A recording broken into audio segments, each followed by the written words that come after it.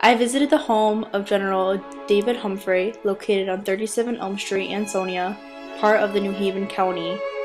David Humphrey, shown here, was born on July 10, 1752.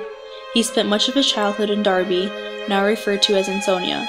He came from a wealthy and prestigious family. His father, a Yale graduate, was the Reverend to the Naugatuck Valley's first Congregational Church. His mother became well known for her dignified behavior and refined ways. David attended Yale University at the age of 15, studying poetry, and graduated when he was 19. Once the Revolutionary War began, however, David set aside his poetic writings and devoted much of his energy into helping his dear friend George Washington.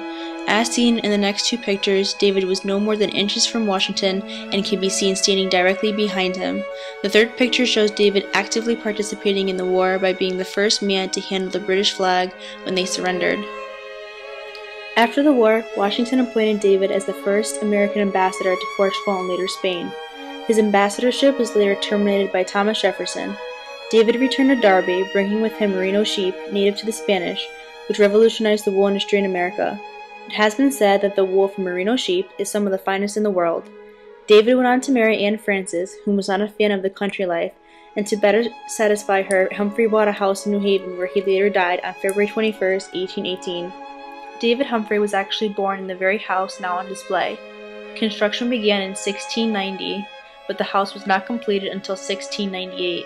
The Humphrey family moved in about 1732 after a few minor renovations. The house was considered a mansion during its prime.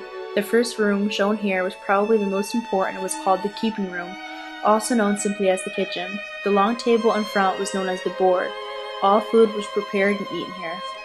The room also consisted of a large fireplace, actually one of 5, and was used for cooking. To the far left of the fireplace, one can see cast iron pots, pans, and cooking utensils. Directly next to the fireplace is a honeycomb oven. Here is another view of the board. Notice the benches. These were used by women and children. The man had his own seat at the head of the table and was known as the chairman of the board. This display depicts how a typical colonial dinner may have looked like, including fruits, vegetables, bread, and a portion of meat or chicken. As one can see hanging from the ceiling and over the fireplace are fruits, vegetables, and herbs. Nothing was ever wasted, and conserving food for the winter was a constant struggle. The Humphreys were able to obtain imported herbs from England, including nutmeg, cinnamon, and ginger, all very expensive. Sugar, shown on the bottom shelf in the blue wrapper, was also expensive and was used for company. Once the sugar had been completely used, colonists would take the wrapper, boil it, and use the dye for clothes. A long piece of wood, known as a trench, would be used by children to eat from. Many may be familiar with the term trench mouth.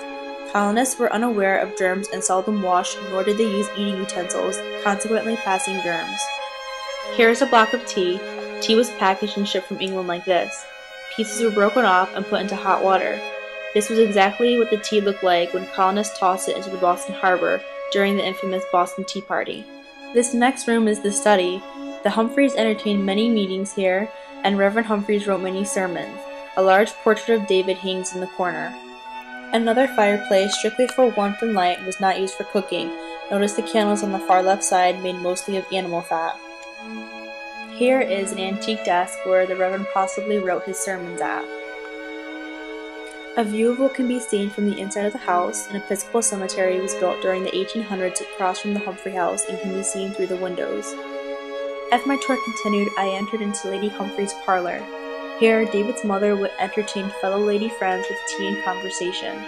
Walking farther into the room, one will see the largest of the fireplaces.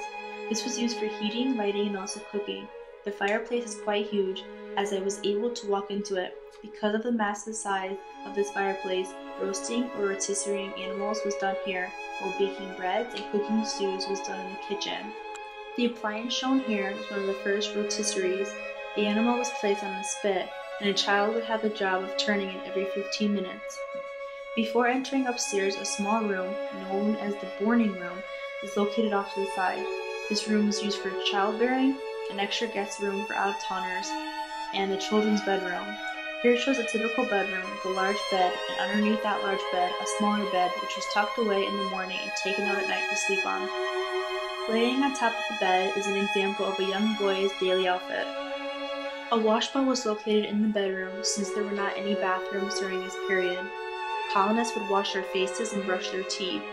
They often only took a shower twice a year, once in November after the last harvest and once in April after the winter. It is for this reason that many marriages take place during May or June, because the women would not smell as bad and flowers would be in full bloom, hence the carrying of a bouquet. The upstairs has 3 large rooms, this being the largest. It was the bedroom for David Humphrey and his parents.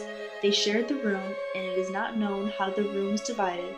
Today, the Humphrey house uses it to show projection films about Ansonia and the historical neighborhoods. The other 2 rooms were used for spinning wool and weaving thread.